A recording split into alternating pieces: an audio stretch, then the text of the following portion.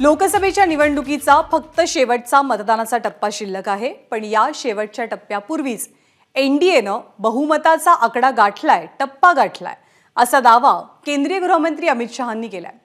अमित शहांनी एका इंग्रजी दैनिकाला मुलाखत दिली आहे आणि त्यात त्यांनी हा दावा केला। विरोधी पक्ष किती सक्षम असावा हा निर्णय आता जनतेने घ्यावा असं शहा म्हणाले। अखेरचा टप्पा होण्याआधीच एनडीएनं 300 जागांचा आकडा गाठल्याचंही ते म्हणाले। राज्यामध्ये उद्धव ठाकरेंना पुन्हा सोबत घेणार का या प्रश्नाला सुद्धा त्यांनी उत्तर दिलंय। राज्यात आमची शिवसेनेसोबत युती आहे आणि युतीमध्ये सगळं काही आलबेल आहे असं उत्तर अमित शहांनी दिलंय। आपले प्रतिनिधी निलेश बुधावले आपल्या सोबत आहेत। निलेश, मुलाखतीमध्ये अमित शहांनी भाष्य काय केलं आणि खास करून उद्धव ठाकरेंना सोबत घेण्याबाबत महाराष्ट्रातल्या घडामोडींबाबत?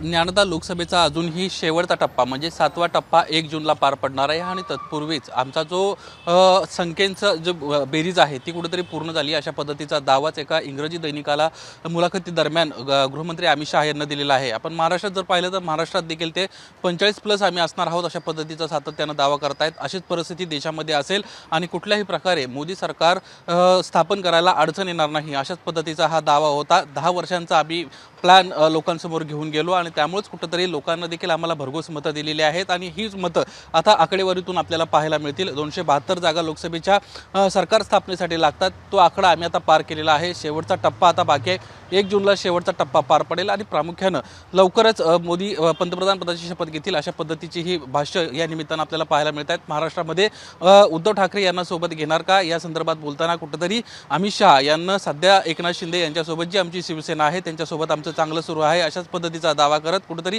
यावर भाष्य करण्याचं टाळल्याचं आपल्याला पाहायला मिळतंय।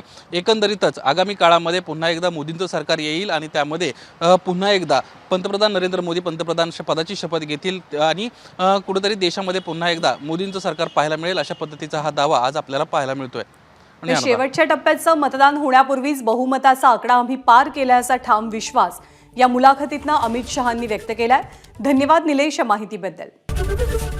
एबीपी माझा, उघडा डोळे बघा नीट।